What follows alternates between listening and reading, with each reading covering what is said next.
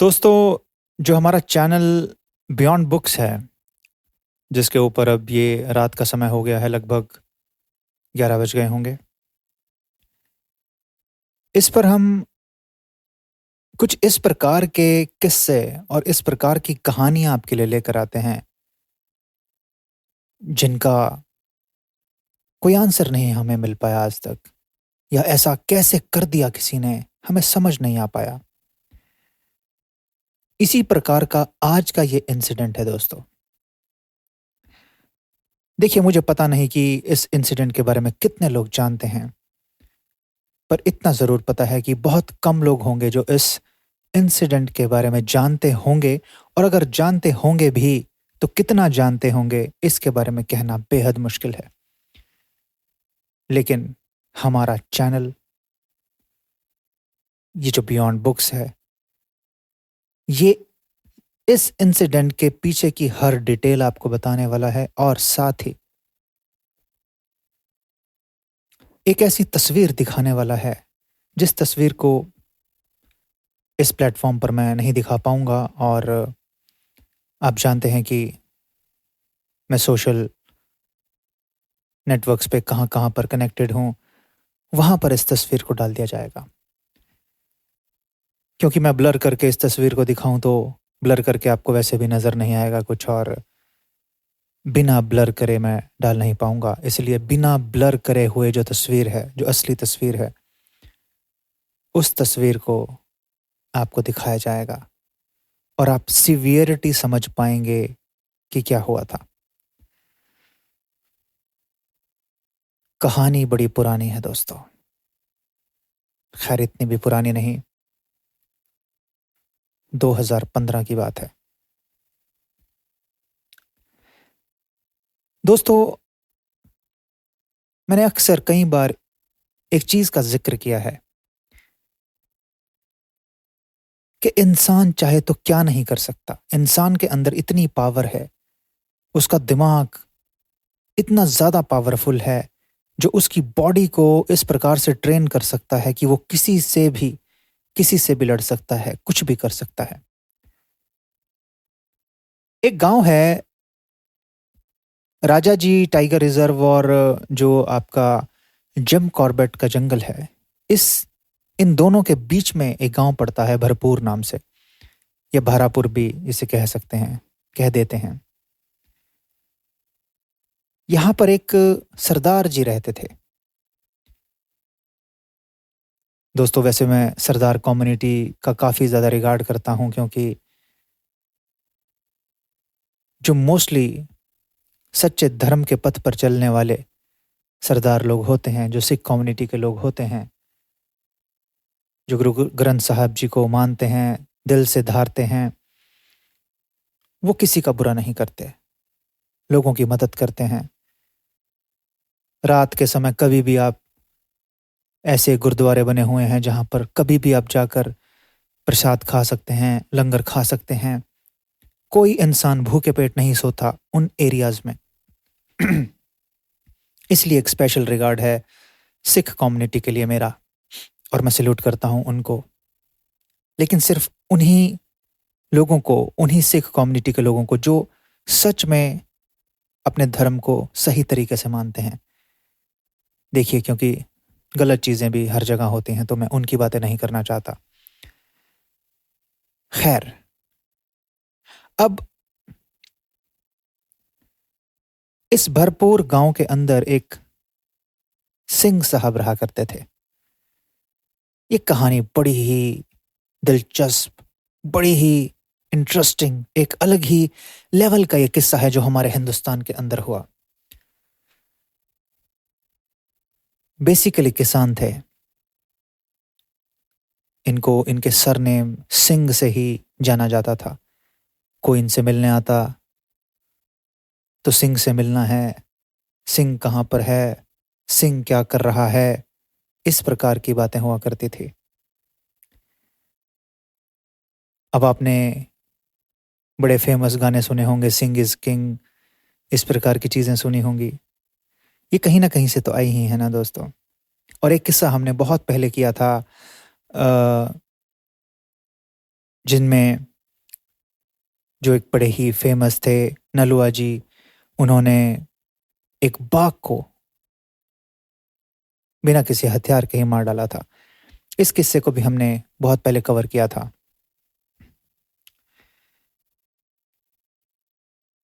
ये तो 2015 का किस्सा है दोस्तों। सिंह साहब जो एक फार्मर थे, इन्होंने बड़े ही मशक्कत से अपना ये फार्मिंग का जो धंधा था ये डेवलप किया था। पोल्ट्री फार्मिंग भी थी, डेयरी फार्मिंग भी थी, साथ ही कुछ खेती भी थी। और अक्सर आपको पता है जो किसान लोग होते हैं ये शाम को देर रात तक काम करते हैं, सुबह जल्दी उठ जाते हैं, फिर अपने काम में लग जाते हैं। बड़ी मशक्कत से, बड़ी ही मेहनत से और काफ़ी इन्वेस्टमेंट करके, कहीं जगह से उधार लेकर, कुछ कुछ करके इन्होंने अपना बिजनेस एस्टेब्लिश किया था। अब दोस्तों महीना आता है दिसंबर का, सर्दियों का महीना। ये जो गांव हैं ये बेसिकली कॉर्बेट और राजा जी की पेरीफेरीज के ऊपर, उन दोनों के बीच में कहीं पे पड़ता है गांव। और सर्दियों में जिस प्रकार से बाघों का जो मेंटल लेवल है, जो मेंटेलिटी है, ये किस प्रकार से चेंज होती है ये आपको पता ही है। कई बार ज़्यादा अग्रेशन भी उनके अंदर देखने को मिलता है, वो काफ़ी अग्रेसिव हो जाते हैं। एक रोज की बात है, सिंह साहब ने अपना पोल्ट्री फार्म खोला और देखा कि जो उनके अंदर जो चूजे, जो बच्चे हैं, जो मुर्गे हैं, वो उनमें कुछ कमी है, कुछ है नहीं। तो जिस लड़के ने शाम के समय पोल्ट्री फार्म में उनको बंद किया था, उससे पूछा गया कि भाई मुर्गे इसमें कम क्यों हैं? उसने कहा कि साहब मुझे तो पता नहीं कि मुर्गे इसमें कम क्यों हैं। तो सिंह साहब ने थोड़ा इन्वेस्टिगेट करने का प्रयत्न किया। जैसे खुले मुर्गों को छोड़ दिया जाता था, आपको पता ही है जो देसी मुर्गे होते हैं उनको, जो मुर्गे मुर्गियां दोनों होते हैं, उनको खुला छोड़ दिया जाता है और वो अपना खेतों में ही दाना वाना चुगते हैं, उसके बाद अपने आप ही पिंजरों के अंदर बंद हो जाते हैं। तो जब उन्होंने उस जगह पर जाकर देखा तो देखा कि ऐसा तो कुछ भी नजर नहीं आ रहा कि कोई बिल्ली खा गई हो या कुछ हो, समझ नहीं आ रहा। 7-8 मुर्गे कम थे। 7-8 मुर्गे जो देसी थे उस समय, अगर 600-700 रुपए का भी देसी एक मुर्गा लगाया जाए तो फिर भी हजारों में नुकसान था। और किसान किसी भी प्रकार का नुकसान बर्दाश्त नहीं कर पाता, क्योंकि बड़ी मुश्किल से ही उसने अपना सब कुछ सेटअप किया होता है। वो दिन बीत जाता है, अगला दिन फिर आता है, अगले दिन फिर सिंह जब अपने पोल्ट्री फार्म का दरवाजा खोलता है तो देखता है कि वहां पर फिर कोई 10-12 मुर्गे फिर मिसिंग हैं। अब ये अलार्मिंग था, क्योंकि 20 मुर्गे मिस हो गए थे। लगभग 10-15 हजार रुपए का नुकसान था, तो सीधा सीधा। और 2015 में 10-15 हजार भी काफी हुआ करते थे। सिंह ने छान मारे अपने खेत आसपास की क्या चल रहा है। जब उसने देखा तो देखा कि कहीं कहीं जगह कुछ रक्त की बूंदें पड़ी हुई हैं, जहां पर उन मुर्गों को मारा गया होगा या उठाया गया होगा। क्योंकि अक्सर ये लोग यहाँ पर काम करके अपने सब कुंडे ताले लगाकर यहाँ से चले जाया करते थे। सिंह को समझ नहीं आ रहा था कि क्या हो रहा है। अगला दिन आता है, अगला दिन फिर वही बुरी खबर लेकर आता है, और बुरी खबर थी 10 मुर्गे फिर गायब थे। टोटल 30 मुर्गे मुर्गियां मारे जा चुके थे। अब जिस व्यक्ति ने कुल 100 या 200 मुर्गे ही रखे होंगे, उसमें से 30 मर गए, कितना भारी नुकसान हो गया था उसका। पले पलाए मुर्गे, क्योंकि उनको पालने में भी तो इन्वेस्टमेंट कॉस्ट जाती है दोस्तों। सिंह का पारा चढ़ रहा था कि कहीं जिस व्यक्ति को इनकी रखवाली के लिए रखा गया है, कहीं वही तो नहीं चोरी कर रहा। और कहीं कहीं रक्त गिरा देता है, खून गिरा देता है, ताकि मुझे लगे कि ये कोई जानवर उन्हें मार रहा है। कहीं यही तो नहीं चोरी कर रहा। सिंह के दिमाग में ये भी चल रहा था। और ऑब्वियसली दोस्तों चलेगा क्यों नहीं, चलना भी चाहिए। अब दोस्तों उसने यही सोचा कि क्यों ना अगली सुबह जब मैं जाऊं तो अक्सर जो सिंह था वो 6 साढ़े 6 बजे अपने फार्म पे जाता था देखने के लिए कि क्या चल रहा है।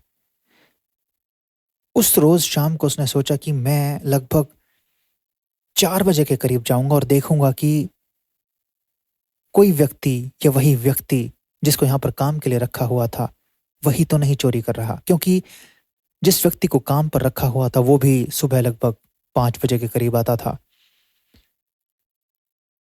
अब रात का समय था, रात कट नहीं रही थी सिंह से कि पता नहीं फार्म पर क्या हो रहा होगा, और भी जानवर हैं, कहीं उन्हीं को तो नहीं मार रहा होगा कोई, या उनकी चोरी तो नहीं कर रहा होगा। उससे बिल्कुल भी नींद नहीं आ रही थी। जहां उसे सुबह के 4 साढ़े 4 बजे वहां पहुंचना था वो 2 बजे ही तैयार हो गया था कि आज तो मैं उस चोर को रंगे हाथों पकड़ ही लूंगा। समय बीतता है, 2 सवा 2 बज गए थे। सिंह ने अपने हथियार अपने कांधों पर टांग लिए थे, जिसमें एक तलवार थी, कुल्हाड़ी थी, एक लाठी थी, और सिंह चल पड़ा था अपने खेतों की तरफ। इसके घर से इसके खेत लगभग कोई 800-900 मीटर की दूरी पर थे। सुबह के 4 बजे थे दोस्तों। कोहरा छाया हुआ था, दिसंबर का महीना था, भयंकर सर्दी पड़ रही थी। ये छिपते छिपाते जा रहा था एकदम शांति से, हाथ में टॉर्च ली हुई, नीचे धरती की तरफ मार रहा था। टॉर्च ऊपर नहीं मार रहा था, क्योंकि अगर ऊपर मारता तो जो चोर होता, चोर को पता चल जाता कि कोई आ रहा है। ये धीरे धीरे अपने फार्म की तरफ बढ़ रहा था। लगभग 20 मिनट के बाद ये अपने फार्म के बिल्कुल नजदीक पहुंच गया था, जहां से इसे उन मुर्गे मुर्गियों का पिंजरा, जो शेड बनाया हुआ था, वो बाकी जानवरों का जो शेड था वो साफ साफ नजर आ रहे थे। ये अब मेन दरवाजे को छोड़कर एक खुफिया जगह से उस तरफ बढ़ रहा था, क्योंकि इसे पता था कि मेन दरवाजे से जाना ठीक नहीं है। जो व्यक्ति यहां पर काम के लिए रखा हुआ है या कोई और भी व्यक्ति, उसकी नजर मेन दरवाजे पर तो जरूर होगी। दोस्तों अब आपको मैं यहां पर एक चीज क्लियर कर दूं, जो व्यक्ति यहां पर काम के लिए रखा हुआ था वो ऐसा नहीं था कि रात में भी यहीं पर रहता था। वो भी रात को अपना इनको बंद बंद करके सब कुछ ताले वगैरह लगाकर चला जाया करता था और सुबह 5 बजे के करीब आया करता था। लेकिन अभी तो सिंह 4 बजे ही वहां पर पहुंच गया था। अब सिंह छिप कर देख रहा था, टॉर्च मार नहीं सकता था, अपनी आंखों को स्ट्रेन कर रहा था। अपने फार्म से तो ऑब्वियस सी बात है अवगत था ही कि कहां पर क्या है, कहां पर क्या है। कोई अगर हिलेगा डुलेगा चलेगा फिरेगा तो भी उसकी आहट को ये विजुलाइज कर सकता था या सुन सकता था। अब ये आड़ में बैठा हुआ और देख रहा, इसे ऐसा प्रतीत हुआ कि जो ये मुर्गियों का पिंजरा है, इसके बाहर कोई हाथ मार रहा है, जैसे मान लो जाली को तोड़ने की कोशिश कर रहा है। अगर कोई चोर डकैत होगा तो वो काटेगा जाली को, लेकिन ये तो तोड़ रहा था। ऐसा तो नहीं कि छैनी और हथौड़ा लेकर कोई जाली को काट रहा हो, ये भी हो सकता था। अब सिंह को पता था कि आवाज किस तरफ से आ रही है। सिंह उसी तरफ चल पड़ता है, लेकिन छिपता छिपाता हुआ। उसे मेन रास्ते को छोड़ना था, सिर्फ उस आवाज के ऊपर कंसंट्रेट करना था जहां से वो आवाज आ रही थी, और आगे की तरफ बढ़ना था। सिंह आगे बढ़ रहा था। दोस्तों अब एक ऐसी जगह आती है जहां पर ये सरदार जी बैठ गए। वहां से वो आवाज, वो जाली के ऊपर मारने की आवाज मात्र 10 फीट की दूरी पर थी। सिंह ने अपना सर उस दिशा में किया देखने के लिए कि कौन है ये व्यक्ति। अगर एक बार पता चल गया तो धड़ से ही इसकी गर्दन उड़ा दूंगा, क्योंकि इसने मेरा इतना नुकसान कर दिया है। और अगर ये वही लड़का हुआ जो यहां पर काम पर मैंने रखा था, जिसको मैं तनख्वाह दे रहा हूं, तो उसका क्या हश्र करूंगा। सिंह को पता नहीं था, इतना पारा सिंह का चढ़ गया था। अब इसने देखा कि जहां पर जाली के ऊपर ये आवाज आ रही थी, वहां पर कोई इंसानी आकृति तो है ही नहीं। या कह सकते हैं कि जब हम किसी की तरफ देखते हैं, किसी चोर को पकड़ने की कोशिश करते हैं, तो हम यही सोचते हैं कि इंसान तो होगा, कि सिर होगा, हाथ होंगे, टांग होगी, कुछ तो कर रहा होगा। लेकिन ऐसा तो कुछ था ही नहीं। ऐसा लग रहा था कि कोई बैल अपने सींग मार रहा है उस फार्म की जाली के अंदर, और अंदर उसके जो मुर्गे मुर्गियां हैं वो इधर उधर उड़ रहे हैं। ये तो साफ साफ कोई जानवर नजर आ रहा था। अब सिंह देखने की कोशिश कर रहा था कि ये कौन सा जानवर हो सकता है, क्योंकि साइज में काफी बड़ा वो जानवर था, एकदम सांड की तरह तगड़ा बड़ा जानवर था। सिंह 4 कदम और आगे बढ़ता है। ये डरता नहीं, वहां से भागता नहीं। अगर डर जाता तो कौन इसे सिंह कहता।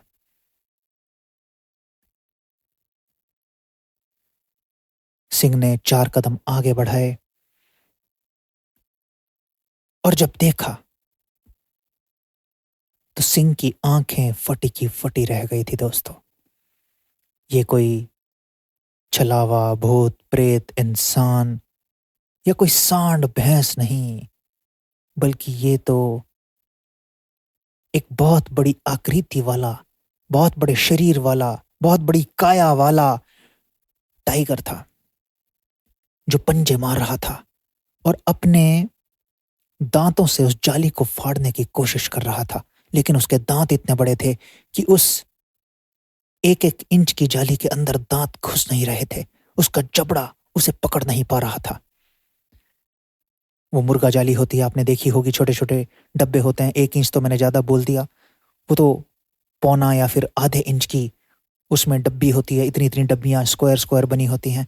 उसके अंदर ये बाघ अपने दांत नहीं गड़ा पा रहा था। सिंह ने उस बाघ को देखने के बाद अपने मन में कुछ सोचा कि सिंह, तेरे पास सिर्फ 2 विकल्प हैं। या तो बुज़दिल बन जा, दुम दबाकर यहां से भाग जा, लोगों की गुहार लगा, वन विभाग वालों को बुला जो कभी तेरी मदद नहीं करेंगे, और तेरा नुकसान ऐसे ही होता चला जाएगा। और दूसरा विकल्प है कि भिड़ जा, इस बाघ से भिड़ जा। अगर भिड़ गया तो हो सकता है कि ये बाघ दोबारा यहां पर कभी ना आए, ये तुझसे डरने लग जाए। कुछ तो करना ही था। दोस्तों, ऐसी सिचुएशन में जो नॉर्मल व्यक्ति होंगे, कोई भी जो व्यक्ति होगा, 99% लोग वहां से भाग जाएंगे, पुलिस को बुलाएंगे, वन विभाग को फोन करेंगे और इंतजार करेंगे कि कोई एक्शन हो। लेकिन यहां पर सिंह ने इंतजार नहीं किया। इसने दूसरा विकल्प चुन लिया, और दूसरा विकल्प था बाघ के साथ भिड़ जाना। इसके हथियारों में एक कुल्हाड़ी थी, इसके पास एक तलवार थी, लेकिन तलवार से ज्यादा इसे फिलहाल उस कुल्हाड़ी के ऊपर विश्वास था। दोस्तों, सिंह ने उस टाइगर को ललकार दिया। मात्र 10 फीट की दूरी पर खड़े होकर चिल्लाने लगा, उसे अपनी तरफ बुलाने लगा, कुछ कुछ कहने लगा। बाघ ने अपना सारा ध्यान सिंह की तरफ आकर्षित कर लिया था और इसी की तरफ बढ़ने लगा। इतनी ही देर में जो वहां पर काम करने वाला लड़का था, जो 5-5:15 बजे आता था, वो भी आ गया था। वो सब कुछ देखने लगा। उसने सिंह को रोकने की कोशिश की, बाघ को भगाने की कोशिश की, लेकिन तब तक बहुत देर हो चुकी थी। बाघ सिंह के ऊपर झपट पड़ा था। उसे तो अपना शिकार बनाना था, या तो उन मुर्गियों को जो वो इतने दिनों से खा रहा था, या फिर सिंह को। हुआ क्या था कि 3 दिन से इन मुर्गियों को ये बाहर से ही उठा ले जाता था, शाम के समय में ही घात लगाकर बैठा होता था। लेकिन जब सिंह को पता चला कि मुर्गियां गायब हो रही हैं, तो जो ये हेल्पर था, इसने बड़ी सतर्कता से ध्यान रखना शुरू किया और मुर्गियों को ज्यादा दूर नहीं जाने दिया, वहीं पास ही रखता था और पिंजरे को बंद कर देता था। ये चीज जब बाघ को लगी कि ऐसा हो रहा है, उसके ध्यान में आई, तो उसने सोचा कि मैं पिंजरे को ही तोड़ दूंगा। इसीलिए वो सुबह सुबह पिंजरे को तोड़ने आया था। लेकिन उसी दौरान सिंह भी वहां पर पहुंच गया था। पहले बाघ सिंह के ऊपर, और सिंह ने नीचे से ही जो कुल्हाड़ी थी उसका वार शुरू कर दिया बाघ के ऊपर। वो डरा नहीं, सहमा नहीं, हारा नहीं, भागा नहीं, किसी की मदद के लिए गुहार नहीं लगाई, आमना सामना किया उस बड़े टाइगर का।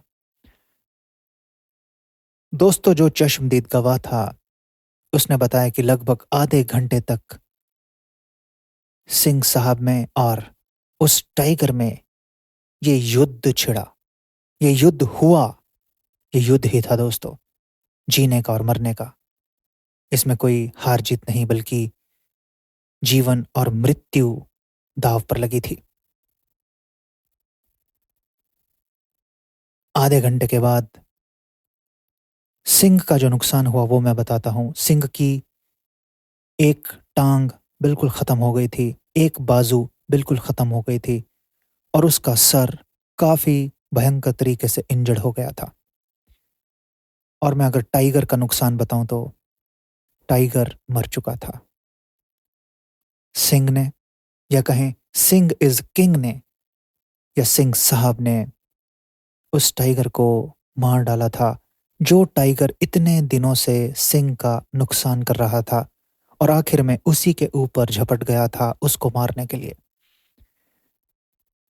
दोस्तों, इस सिंह की उस समय की ओरिजिनल फोटो और बाघ की बॉडी की ओरिजिनल फोटो बिल्कुल एग्जैक्ट उसी दौरान की फोटोग्राफ्स आपको मेरे सोशल नेटवर्क पर मिल जाएंगी, आप वहां जाकर देख सकते हैं। ये 2015 की एक ऐसी कहानी थी, एक ऐसा किस्सा था, एक रियल ऐसा इंसिडेंट हुआ था जो बहुत लोगों के सामने नहीं आ पाया। लेकिन हमारे जो चैनल्स हैं, यहाँ पर हम इसी प्रकार के इंसिडेंट्स आपके सामने लेकर आते हैं जो बहुत कम लोगों को पता है, और कई इंसिडेंट्स तो ऐसे हैं जो किसी को पता ही नहीं। लेकिन फिर भी उसके पीछे की पूरी रिसर्च आपको बताई जाती है, एक एक पल का ब्यौरा आपको दिया जाता है, और जहां पर पॉसिबल हो वीडियोस और फोटोग्राफ्स भी आपको दिखाई जाती हैं।